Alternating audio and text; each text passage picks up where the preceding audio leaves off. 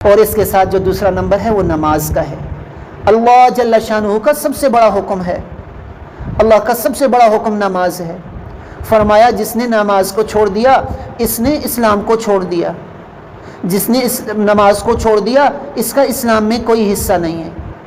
نماز تو ایسی ہے جیسے انسان کا جسم میں سر کا حصہ ہے، بغیر سر کے ہم نے آج تک کوئی انسان نہ دیکھا، اور بغیر نماز کے آج اللہ معاف فرمائے ہم سب مسلمان ہیں۔ یہ تو مسلمانوں کی حالت بیان ہو رہی ہے، اور پھر جو نمازیں پڑھ رہے ہیں ہم اپنی نمازوں کو دیکھ لیں، ہماری نمازیں کتنی جاندار ہیں اور کتنی شاندار ہیں۔ جتنی نمازوں پر محنت ہوگی اتنی زندگی زیادہ شاندار ہوگی، اتنی زندگی کے اندر سکون ہوگا، اتنی زندگی کے اندر چین آئے گا۔ اس لیے نمازوں پر محنت، نمازوں کے مسائل ہم اپنے مردوں کے ذریعے اپنے علماء سے نمازوں کے مسائل کو سیکھیں، ہم پاکی ناپاکی کے مسائل کو ہم سیکھیں، وضو کے فرائض کو ہم سیکھیں، غسل کے فرائض جو ہیں ان کو سیکھیں۔ نماز کے فرائض، واجبات، سنن، مستحب، نماز کے 100 مسائل ہیں، یہ تو ازبر ہمیں یاد ہوں، ہمیں یاد ہوں گے تو بچوں کو یاد کرانے آسان ہوں گے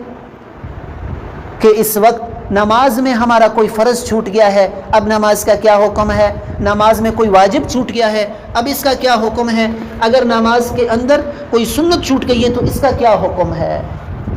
ان سب چیزوں کو ہم سیکھنے والے بن جائیں، اس پر فکر ہو جائے کہ ہماری زندگی یہاں تک تو پہنچ گئی، ہم نے آج تک اس بات پہ کتنی فکر کی ہے، کیا یہ مسئلہ بھی فکر کرنے والا ہے کہ نہیں ہے، اس پر بھی فکر کی جائے، اور تنہائیوں میں بیٹھ کر اس کو سوچا جائے، اور پھر اللہ سے مانگا جائے۔ نماز کی دعوت ہے اور نماز پر محنت ہے، اور پھر اللہ سے مانگنا ہے اگر ہم یہ 3 کام کر لیں گے اللہ پاک نماز کی حقیقت نصیب فرمائیں گے۔ جب حقیقت والی نماز ہوگی تو اس کے سارے فوائد اللہ پاک ہمیں عطا فرمائیں گے۔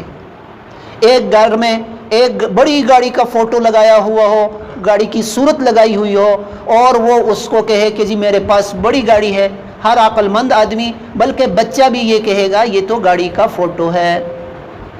اگر اس کے پاس اصل گاڑی ہوگی تو کسی کو بتانے کی ضرورت نہیں ہے، کسی کو بتانے کی ضرورت نہیں ہے، سب کو پتا ہوگا کہ اس کے پاس کون سی گاڑی ہے، سب کو پتا ہوگا، کیونکہ اب گاڑی کی حقیقت اس کے پاس آ چکی ہے۔ تو اس طرح جب ہمارے پاس نماز کی حقیقت آئے گی تو پھر انشاءاللہ العزیز ہمارے سارے مسائل نماز کے ذریعے سے حل ہو جائیں گے۔ 2 رکعت نماز پڑھیں گے اللہ تعالی ہمارے سارے مسئلوں کو حل فرمائیں گے، جس طرح صحابہ کرام اور اللہ کے نیک لوگ آج بھی نماز کے ذریعے اپنے مسائل کو حل کرواتے ہیں۔